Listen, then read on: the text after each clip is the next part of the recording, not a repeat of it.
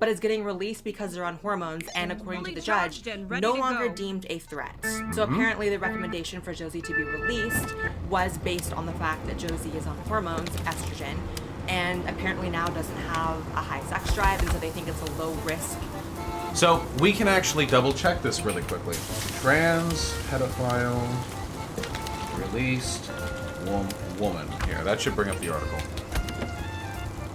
This is from the the thing that I like most about like double checking these articles is that the thing that the right-leaning YouTubers, the like conservative demagogues get like up in arms about, the only people that cover this are the right-leaning websites. Post Millennial, The Pluralist, The Daily Wire.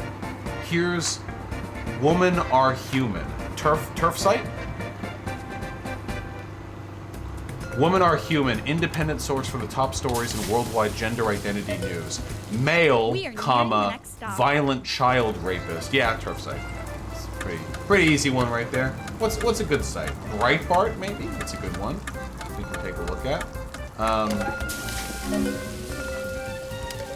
The Pluralist, perhaps? On it, chap.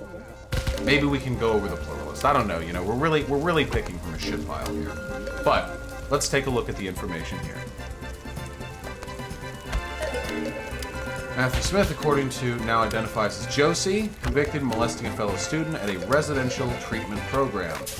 As many as 15 victims, ranging in ages 1 to 15 prior to being sentenced. Right, we have all that information. The report issued before Smith underwent her gender transition confirmed she be confined at... Oh, nice typo. Oh, no, not a typo. I misread. Recommended she be confined to the Cherokee Civil Commitment Unit for sex offenders. However, the recommendation was based on her male sex drive. According to the former director of the Cherokee Civil Commitment Unit for sex offenders, it is much harder for the state to prove someone is at risk to reoffend once the individual is significantly lower their testosterone levels. Interesting. So I'm just gonna throw my... Does anyone have like a Yahoo article on this subject so that I can take a look at this, maybe absent the crazy fucking right-leaning bias? Oh, here's one from Metro. Okay, Metro's a lot better than... Metro's quite a bit better than the fucking Pluralist. Here we go. Full name, abused up to 15 youngsters. Whoa! We're getting conflicting info. 15 youngsters aged between 1 and 13. Not 1 and 15. Where is this information coming from? Also, just to be perfectly honest, I feel like saying youngsters is maybe a little bit sort of irreverent when we're talking about children who have been raped by an adult. Youngsters? I don't know about that one, personally. We don't believe we have evidence sufficient to prove Josie Smith has a significant chance of reoffending. Nice. She will be subject to supervision for the rest of her life. Okay, cool. A pre-sentence report prepared in 2015 found the likelihood of Smith offending pre-transition exceeded 20%. This is based on the fact that her victims were both male and female, her being under 25 years old, and never having had a long-term relationship. What kind of math do criminal science people do on the likelihood of you reoffending? If you've raped like 15 children, I feel like the odds are pretty fucking good of you reoffending. I would consider that. Listen, you know, I'm not criminal science deuterino myself. I feel like if you've raped 15 children,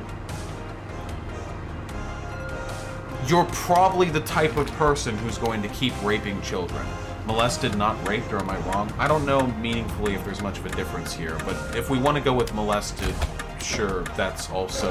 I still wouldn't trust this person. I think this is a justification for a good, long jail sentence. But we're not getting that jail sentence. So what the fuck is going on? Blair, analysis, Kowalski. Future offender, and that they're confident Josie's not going to offend in the future. And I'm just thinking, okay, but you don't release people based on their likelihood that they won't do harm in the future. No, wait, Blair. That is literally one of the most important factors when it comes to determining whether or not you release someone. Blair? Why do you think people are in prison? still have to pay the consequences for what they did in the past. So I don't know what this judge is smoking and or snorting, but this is disgusting. Okay. When asked... I disagree, by the way, with the article. I'm really waiting. I like the punitive justice stuff, too. Like, the reason you're in prison isn't so you're prevented from harming society.